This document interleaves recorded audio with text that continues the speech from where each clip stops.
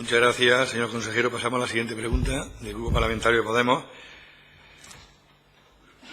relativa a recursos para prevenir y combatir las infecciones de transmisión sexual en Andalucía. Señor Gil. Gracias, señor presidente. Las enfermedades de transmisión sexual en Andalucía están lejos de dejar de ser un problema.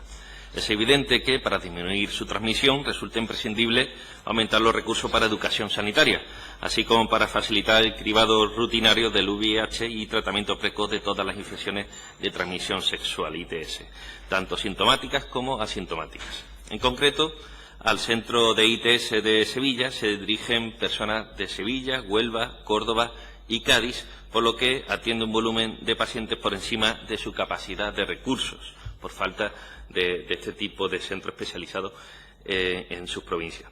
Señor consejero, ¿va a tomarse en serio la Consejería de Salud, la salud comunitaria en Andalucía, dotando de más recursos a la atención primaria en prevención de esta enfermedad de transmisión sexual y transmitir esa información que es fundamental para que esto no se produzca, así como invirtiendo en los centros específicos de infecciones de transmisión sexual, ITS? Gracias.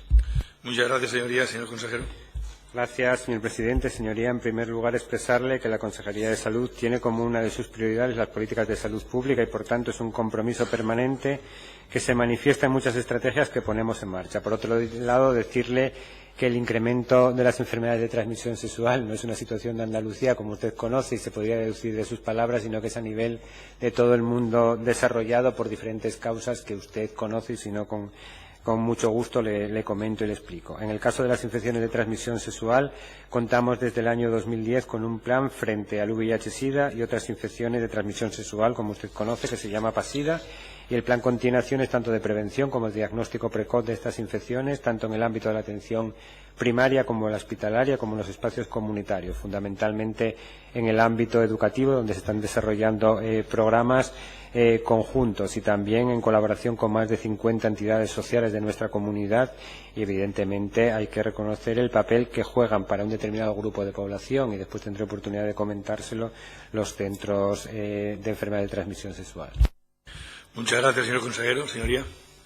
Gracias, señor consejero. Es muy cierto que el SIDA se ha convertido en una enfermedad crónica en la que hay una supervivencia con los antirretrovirales actuales de los pacientes. Entonces, hay una pérdida del miedo a esta enfermedad y, por tanto, hay más sexo inseguro, sin protección y, por lo tanto, posibilidad de contraer SIDA y otras enfermedades sexuales.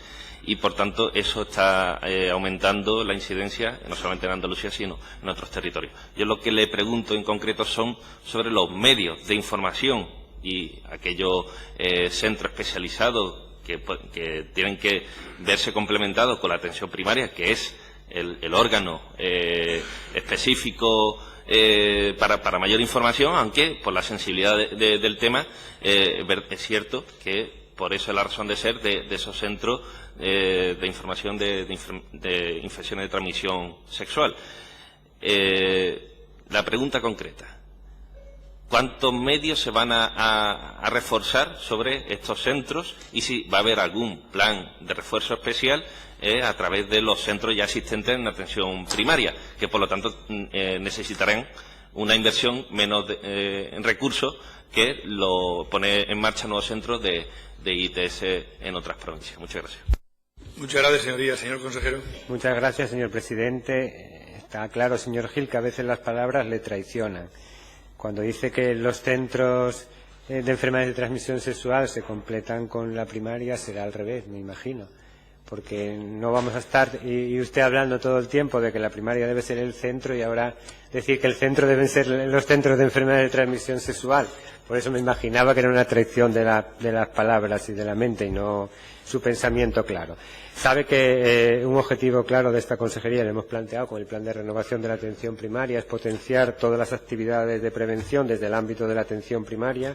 Los centros de enfermedades de transmisión sexual surgieron para atender con carácter totalmente anónimo a aquella gente que le resultaba complicado acceder a los centros de salud por situaciones especiales y grupos de alto riesgo, y evidentemente tienen un papel muy importante y tenemos que garantizar que sigan desarrollando ese papel. Y son los centros de atención primaria los que tienen que hacer las políticas de prevención. Para eso, dentro del plan de renovación de la primaria, es uno de los papeles importantes. Eso requiere incrementar los recursos en atención primaria, pero también decirle que hay otras actividades relacionadas con el ámbito educativo y que se desarrollan en el ámbito de la salud pública, como son el programa Forma Joven, donde se intenta sensibilizar a los jóvenes en el ámbito educativo, que es donde están, y con la participación de otros jóvenes para sensibilizarlos sobre el uso y la práctica de un sexo seguro, que es importante en este ámbito. Por otro lado, los centros desde